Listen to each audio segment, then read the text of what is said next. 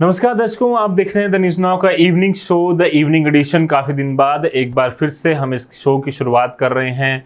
अलग अलग दिनों में अलग अलग चर्चाएं हमने की और कोविड का प्रोटोकॉल लंबे समय से चलने के कारण कई सारी चीज़ों में अड़चनें आई और उसके बाद डीडीसी के चुनाव और कई सारे कैंपेन्स लगातार चल रहे थे, गतिविधियाँ लगातार चल रही थी, जिसकी वजह से हम इस शो को बना नहीं पा रहे थे। बट आज अब मैं आपसे वादा करता हूँ कि पूरी कोशिश रहेगी कि हर दिन ये शो आपके लिए बनाया जाए। ये हमारा प्राइम टाइम शो और कोशिश करेंगे कि पूरे दिन में देश में, जम्मू एंड कश्मीर में क्या क्या खास रहा, चाहे वो पॉलिटिक्स हो, चाहे कल्चर हो, चाहे जितने भी अलग अलग टॉपिक्स हैं उन पर बात की जाए और जम्मू एंड कश्मीर किस चीज़ को सोच रहा है, किस चीज़ पर आजकल बात कर रहा है, उस पर डिटेल में चर्चा की जाए।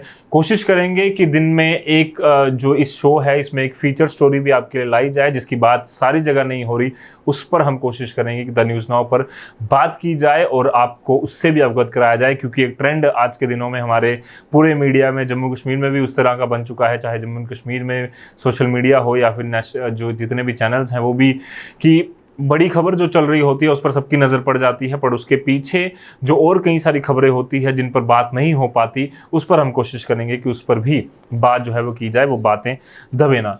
सबसे पहले आज हम बात करेंगे कि कांग्रेस के जो सीनियर लीडर हैं राहुल गांधी और इसके अलावा एमपी भी हैं, वो उन्होंने एक बयान दिया, जिसके बाद पूरे दिन में ट्विटर पर ज्योतिरादित्य सिंधिया, राहुल गांधी और सचिन पायलट जो हैं वो लगातार ट्रेंड करते रहे। उस पर हम चर्चा करेंगे कि क्या वो खबर थी। इसके बाद बात करेंगे कि सिक्योरिटी के सिचुएशन किस तरह से है जम्मू एंड कश्मीर में, उस पर आज एमओएस होम जी कृष्णा रेड्डी ने एक बयान जो है वो दिया है, एक लिखित बयान अपना। उस पर हालात जो है उन्होंने बताए हैं कि जम्मू एंड कश्मीर में किस तरह के हालात हैं और किस तरह से टेररिस्ट गतिविधियां जो हैं, टेररिस्ट वायलेंस जो है वो जम्मू एंड कश्मीर में कम हुआ है। उनके कुछ फैक्ट्स उन्होंने बताए हैं, स्टैटिस्टिक्स उन्होंने कुछ बताए हैं, उस पर भी बात करेंगे। इसके अलावा एक और खबर जो आई, जो कि जुड़ी हुई है जम्मू म्यूनसिपल कॉरपोरेशन से, जेएमसी से, जहां पर एक ऑर्डर जो आया है जिसने जम्मू में एक अलग अलग रिएक्शंस जो हैं वो अपने देना शुरू कर दिए हैं। वो खबर क्या है उस पर चर्चा करेंगे। साथ ही साथ एक खबर और आई जिस पर आज हमने पूरे दिन आपको अपडेट भी दिया, जहां पर डीडीसी के इलेक्शन जम्मू एंड कश्मीर में पहली बार हुए। 20 डिस्ट्रिक्ट्स में 280 मेंबर चुनकर आए और उसके बाद हर डिस्ट्रिक्ट से एक चेयरपर्सन और वाइस चेयरपर्सन चुनकर आया और उसके बाद उनके ऑनरेरियम की बात आई तो कल एक ऑर्डर आया, जिसके बाद आज उनकी 2 दिन की ट्रेनिंग शुरू होनी थी। पर ट्रेनिंग से पहले ही कुछ ऐसा हुआ जिसकी वजह से लेफ्टिनेंट गवर्नर यानी कि जम्मू एंड कश्मीर यूटी के सरपंच वो वहां पर नहीं पहुंचे और इसके अलावा अलग अलग वहां पर बातें भी हुई। इस पर डिटेल में चर्चा करेंगे। सबसे पहले आज की सबसे पहली खबर में बात करेंगे जो कि सेंटर से आई। कांग्रेस के यूथ कांग्रेस की एक मीटिंग थी, एक जो कन्वेंशन एक तरीके कहें वो चल रही थी, जिसमें राहुल गांधी जी ने एक बयान दिया। राहुल गांधी ने ये बयान दिया कि अगर ज्योतिरादित्य सिंधिया जो कि मेंबर ऑफ पार्लियामेंट रह चुके हैं, कांग्रेस पार्टी के लंबे समय से रिप्रेजेंटेटिव रहे हैं गुना कॉन्स्टिट्यूंसी से, और गुना कॉन्स्टिट्यूंसी जो कि मध्य प्रदेश की एक कॉन्स्टिट्यूंसी है और गढ़ माना जाता था कांग्रेस का, और 2019 में उन्होंने अपनी सीट कांग्रेस की गवाई थी। 2019 के इलेक्शन में एमपी की सीट वो हार चुके थे, जिसके बाद उन्होंने जो है वो कांग्रेस छोड़कर भारतीय जनता पार्टी का दामन थामा था और उसके बाद 2020 में मार्च 20 में उन्होंने छोड़कर भाजपा का जब से दामन थामा, उसके बाद वो राज्यसभा के मेंबर भी चुने गए मध्य प्रदेश से और सारी गतिविधियां चलती रही। आपको ज्ञात होगा उन सब के बारे में। आज जो डेवलपमेंट हुई है उसमें यह है कि राहुल गांधी ने बयान दिया है कि ज्योतिरादित्य सिंधिया अगर कांग्रेस में होते तो एक दिन एमपी के यानी कि मध्य प्रदेश के वो सीएम भी बन सकते थे। जिसके बाद अलग अलग रिएक्शंस आना शुरू हुए तो कुछ मीडिया वाले पहुंचे ज्योतिरादित्य सिंधिया जी के पास, तो उन्होंने कहा कि आप क्या कहना चाहेंगे। तो उन्होंने कहा कि अगर ये जो चिंता है, ये जो कंसर्न है वो मेरे कांग्रेस में रहते ही दिखा देते तो शायद जो है वो ज़्यादा सही होता। मैं इतना ही कहना चाहूँगा। इसके अलावा ट्विटर पूरी तरह से गर्म रहा, सिंधिया ट्रेंड करता रहा, उसके अलावा राहुल गांधी ट्रेंड करता रहा राहुल गांधी के बयान की वजह से, और सिंधिया के ऊपर बयान दिया गया उसकी वजह से सिंधिया ट्रेंड हुए। बट एक और व्यक्ति जो ट्रेंड हुआ वो थे सचिन पायलट जो कि राजस्थान से आते हैं और एक सीनियर लीडर कांग्रेस के माने जाते हैं। बीच में ये भी चर्चा आई कि हो सकता है कि वो भारतीय जनता पार्टी का दामन थामेंगे, कांग्रेस को छोड़ने तक की कगार आई, राजस्थान में कांग्रेस की सरकार टूटने तक की बात चली, बट ऐसा नहीं हुआ। उसके बाद सारी चीजें धीरे धीरे कर ठीक हुई। बट एक जरूर बात अभी भी मानी जाती है कि हो सकता है कि सचिन पायलट को जब से वो सीएम नहीं बनाए गए हैं राजस्थान के, तब से जो है उनमें एक नाराजगी हो, और यही नाराजगी सिंधिया के टाइम पर भी हुई थी जब उन्हें कमलनाथ को वहां पर सीएम बनाया गया था और ज्योतिरादित्य सिंधिया को नहीं बनाया गया था, क्योंकि 2019 में उन्होंने अपने चुनाव एमपी के हारे थे। कमलनाथ अपना एमएलए का चुनाव जीते और उन्होंने वहां पर सरकार भी बनाई। काफी लंबे समय से वो लगातार कांग्रेस की जो स्टेट इकाई है एमपी की, वहां के प्रधान भी रहे थे, जिसके बाद उन्हें सीएम बनाया गया। वही सचिन पायलट लोगों ने ट्रेंड करना इसलिए शुरू किया कि राजस्थान में जिस तरह से आपने कांग्रेस को, उन्होंने एक सरकास्टिक वे में कहा कि राहुल गांधी जी जिस तरह से आपने राजस्थान में सचिन पायलट को सीएम बनाया है, यानी कि वो सरकास्टिक कह रहे थे कि वो सीएम आज तक वो उनको आप नहीं बना पाए, तो किस तरह से आप कह रहे हैं कि अगर वो एमपी के सीएम बन जाते, अगर कांग्रेस में सिंधिया साहब रहते तो वो एक दिन सीएम बनते। ये चर्चा लगातार चलती रही। बाकी आपका इस पर क्या राय है जरूर कमेंट कर बताएं।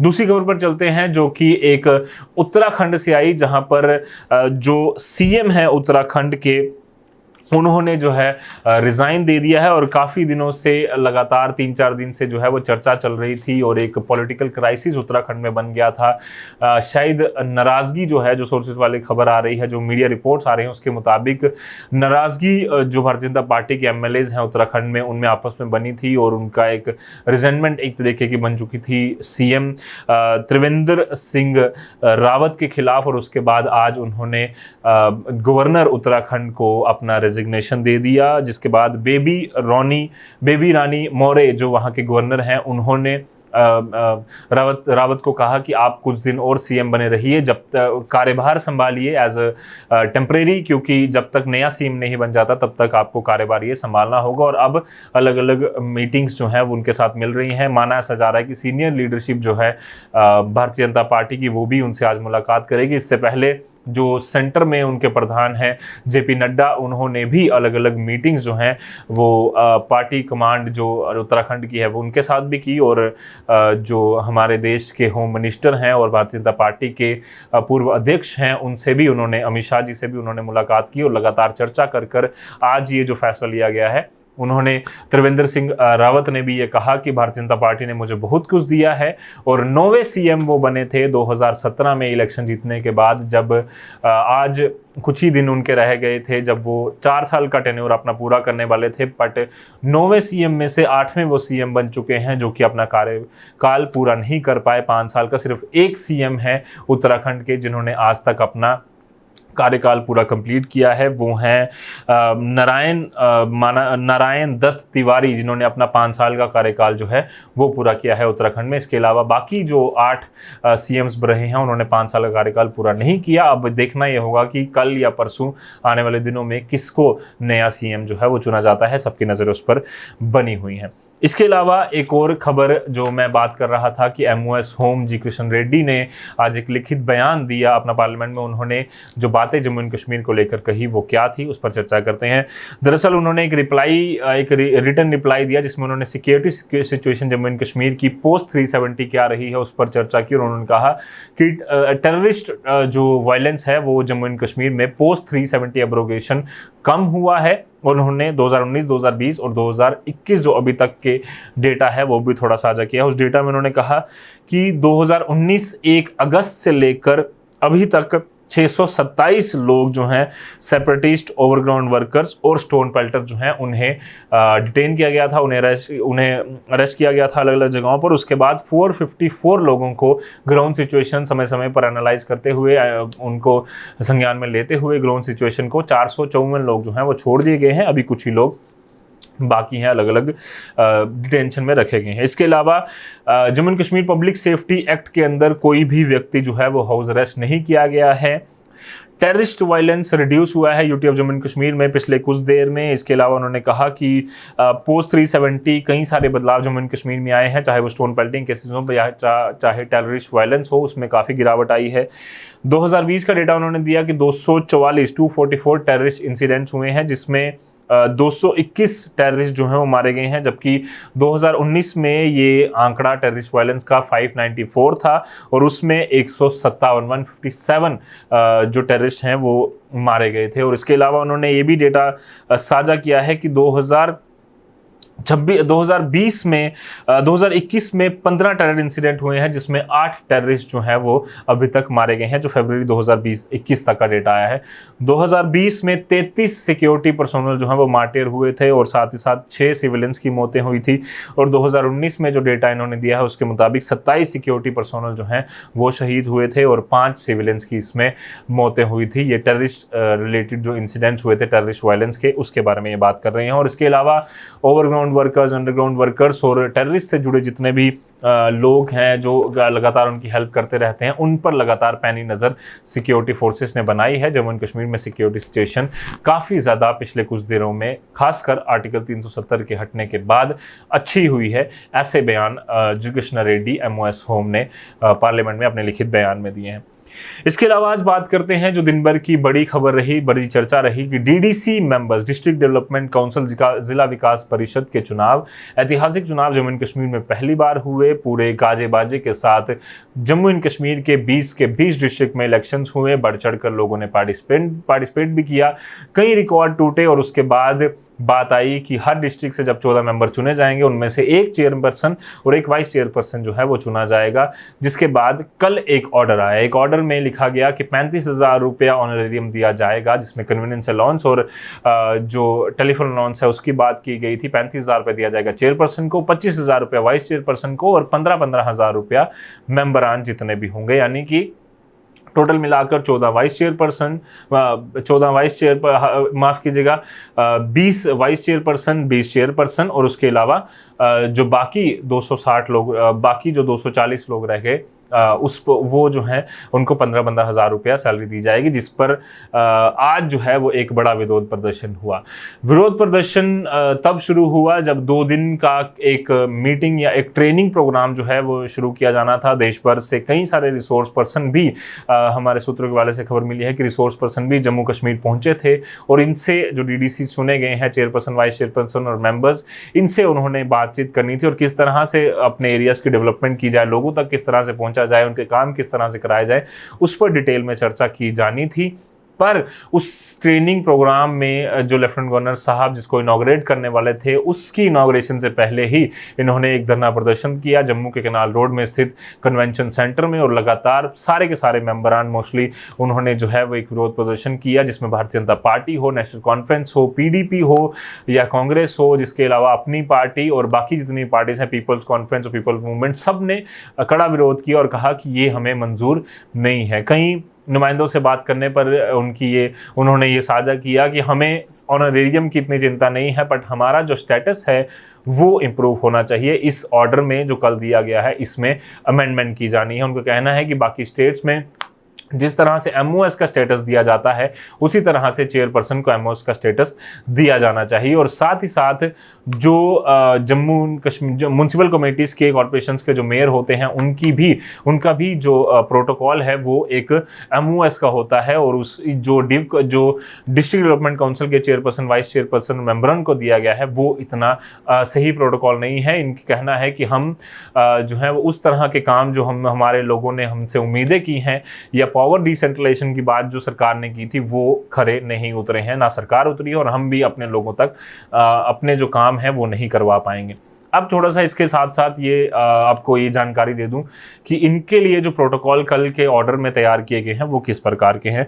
दरअसल जो चेयरपर्सन है उससे प्रोटोकॉल की लिस्ट में जो वारंट ऑफ प्रेसिडेंस जिसे कहा जाता है उसकी लिस्ट में 26वें नंबर पर रखा गया है, जिनका equivalent to administrative secretaries, equivalent to divcoms या IGPs, joint secretaries to the government of India और मेजर जनरल जो कि रैंक होता है डिफेंस में मेजर जनरल और इक्विवेलेंट रैंक। इस तरह के रैंक जो है वो चेयरपर्सन को दिए जाएंगे, जिनकी मांग है कि MOS दिया जाना चाहिए। इनकी डिवकॉम का रैंक जो है वो एक चेयरपर्सन को दिया गया है। वहीं 27वें नंबर पर प्रोटोकॉल की लिस्ट में रखा गया है वाइस चेयरपर्सन को, जिनको कि किसी भी स्टेट या यूटी की जो यूनिवर्सिटीज का जो वाइस चांसलर होता है उसके बराबर का प्रोटोकॉल जो है उनका दिया गया है, उस तरह की पावर्स हैं। साथ ही साथ डीडीसी मेंबर्स जो होंगे उन्हें जो प्रोटोकॉल दिया है इक्विवेलेंट टू बीडीसीज यानी कि block development councillors, president of municipal councils या म्युनिसिपैलिटीज, डिस्ट्रिक्ट मैजिस्ट्रेट जो होता है हर डिस्ट्रिक्ट का, officers of the rank of brigadier and equivalent, major head of department, district and session जजेस, इस तरह के इक्विवेलेंट जो है इन्हें प्रोटोकॉल जो है वो दिए गए हैं, जिसमें बदलाव की मांग ये लगातार कर रहे हैं। इनकी मांग है कि एमओएस स्टेटस जो है वो इन्हें दिया जाना चाहिए और पूरे दिन आज विरोध प्रदर्शन किया। 2 दिन के ट्रेनिंग प्रोग्राम में इनकी मांग है कि अगर इसमें बदलाव नहीं होगा तो कई सारे लोगों ने पुरजोर अपनी आवाज़ उठाई कि रेजिग्नेशन होगा मास लेवल पर और उसका खामियाजा सरकार को भुगतना पड़ेगा। सरकार ने कहा था कि डिसेंट्रलाइजेशन की जानी है, पावर्स बांटी जानी है, बट इससे हमें नहीं लगता कि हम जनता के काम करवा पाएंगे और ऑनरेरियम में भी अगर बदलाव होता है तो वो सोने पर सुहागा होगा। अब चलते हैं अपनी बड़ी खबर के बाद एक फीचर स्टोरी जो हमने आपके लिए तैयार किया आज। दरअसल कुछ देर पहले जम्मू एंड कश्मीर ही नहीं पर पूरे देश भर में, पूरी दुनिया में एक चर्चा चली कि जम्मू एंड कश्मीर में पहली कमर्शियल ड्राइवर फीमेल जो है वो आई है पूजा देवी नाम से, जो कि कठुआ डिस्ट्रिक्ट की रहने वाली हैं। और उनकी खबर ना सिर्फ हमने पर हर एक चैनल ने, चाहे वो नेशनल हो चाहे लोकल हो, सब ने चलाई और उसके बाद डिटेल में उनसे बातचीत भी की कि किस तरह से आपके परिवार में कौन है, कौन कौन वहाँ पर रहता है, किस तरह से आपने कमर्शियल गाड़ी चलाना शुरू की और बस चलाने वाली पहली जम्मू एंड कश्मीर की आप महिला बनी है, क्या कहना चाहेंगी। इस पर डिटेल में चर्चा हुई, लोगों ने मिलियंस में व्यूज़ भी लिए। बट अब जो उन्होंने अपनी बात रखी है जो अलग अलग पेपर्स में और जेके चैनल को दिए एक इंटरव्यू में उन्होंने अपनी बात भी कही, उस पर हम डिटेल में चर्चा करेंगे। दरअसल कल जिस तरह से आप सबको पता ही है इंटरनेशनल वुमेन्स डे था और पूरे देश भर में, दुनिया भर में जो है वो मनाया जा रहा था। वुमेन को, महिलाओं को ये बताया जा रहा था कि किस तरह से आपकी इंपॉर्टेंस है, आपको एम्पावर करने के लिए किस तरह के प्रयास किए जा रहे हैं। उसी तरह का कार्यक्रम एक टूरिज्म डिपार्टमेंट ने भी रखा था और एक जो गाड़ी टूरिज्म डिपार्टमेंट द्वारा शुरुआत की गई है जो कि परमंडल और अलग टूरिस्ट स्पॉट्स को विजिट करवाती है, उसमें वो ड्राइवर बनकर कल गई थी। और उसी के बाद उन्होंने जब अपनी दुखद बात जो अपनी व्याख्या वो सुनाई कि मुझे जितने भी जो कंपनीज हैं अलग अलग बसेस की जो मालिक हैं वो आते हैं, वो कहते हैं कि हमारी बस जो है वो आप चलाइए। कोई भी व्यक्ति जो है जो बस मुझे देता है वो 2-3 दिन के लिए कहता है कि आप बस चलाइए, उसके बाद वो वीडियोस बनाते हैं, उसे वायरल करते हैं, वो बस सर्विस जो है वो अच्छे से चलना शुरू हो जाती है। लोग उन्हें कहते हैं कि बड़ी अच्छा किया आपने, एक महिला ड्राइवर को आपने मौका दिया है, और 3 दिन के बाद मुझे निकाल दिया जाता है। उनका कहना है कि 2 महीने में ही काफ़ी सारी जो बस सर्विसेज की अलग अलग कंपनीज हैं, जो ओनर्स हैं, उन्होंने मुझे निकाला है। और लगातार मैं उम्मीद कर रही हूं कि मेरे पति हैं, मेरी फैमिली है, मेरे बच्चे हैं, मैं उन्हें अच्छा जीवन दे पाऊं। और मैं चाहती हूं कि अपने पैरों पर पूरी तरह से खड़ा हूं। और एग्जाम्पल मैंने एक तरीके की सेट की है, पर आज जब उनके हालात देखे जाते हैं तो वो कहते हैं कि पूरी तरह से मैं निराश हूँ। लोगों का भी ये मानना है और हमारा भी ये मानना है कि इस तरह के अगर आने वाले दिनों में इसी तरह की चीज़ें ऐसी महिलाओं के साथ होती रहेंगी जो कि करेजियस बनकर, बोल्ड बनकर कोशिश करती हैं कि समाज में एक बदलाव लाया जाए, पर उनके साथ जब इस तरह की डिस्करेजमेंट होती है तो वो कहीं ना कहीं ज़रूर निराशाजनक होती है। पूजा देवी की एक बात बता दूँ, इससे पहले ये मारुति के एक इंस्टीट्यूट में ड्राइविंग भी सिखा रही थी और उसके बाद बस ड्राइवरी करते हुए कई सारे लोगों ने इंटरव्यू देखा है और आपने देखा ही है कि कितनी बेहतरीन ड्राइवरी ये करते हैं कि माना जाता है। कई सारे लोग ये कहते हैं जो कि कठुआ रूट पर बस चलाते हैं, उनका मानना है कि कई सारे मर्दों से, पुरुष ड्राइवर जो हैं उनसे भी अच्छी बस ये लगातार चलाती हैं, बट बावजूद उसके इन्हें काम नहीं मिल रहा। बीच में ये भी खबर आई थी कि ये शायद एक जो गाड़ियाँ उठाने वाली पिकअप वैन होती है उसमें काम कर रही थी, बट वो भी ज़्यादा देर नहीं चला और लगातार ऐस की वजह से इन्हें काफ़ी परेशानियों का सामना करना पड़ रहा है। कल लेफ्टिनेंट गवर्नर मनोज सिन्हा साहब ने एक इंटरनेशनल वुमेन्स डे पर जो फंक्शन रखा गया था उसमें कहा था कि अब आने वाले समय में कमर्शियल गाड़ियां या बसेस चलाने के लिए भी वुमेन्स को किसी प्रकार की परेशानी नहीं आएगी। उनके लिए भी जो है इंतज़ाम किए जाएंगे कि वो जल्द से जल्द ईजिली लाइसेंस ले पाएँ और उन्हें चला पाएँ और वो भी वुमेन ड्राइवर जो हैं उन्हें प्रमोट किया जाए जम्मू कश्मीर में। इस तरह की बात उन्होंने कही थी। उम्मीद करते हैं कि पूजा देवी को भी जल्द से जल्द इस काम मिले और जिस तरह से वो चाहती हैं कि अपने परिवार को, अपने बच्चों को अच्छा फ्यूचर देना, वो काम वो अच्छे से कर पाएँ और यही इसी में सबकी सहमति भी होगी। बाकी आपकी क्या राय है आप ज़रूर बताएं। आज का शो देखने के लिए बहुत बहुत धन्यवाद और इसी तरह के शोज़ मैं आपके लिए लाता रहूँगा। फिलहाल के लिए मुझे मेरे कैमरामैन कमल सिंह को दीजिए इजाज़त। धन्यवाद।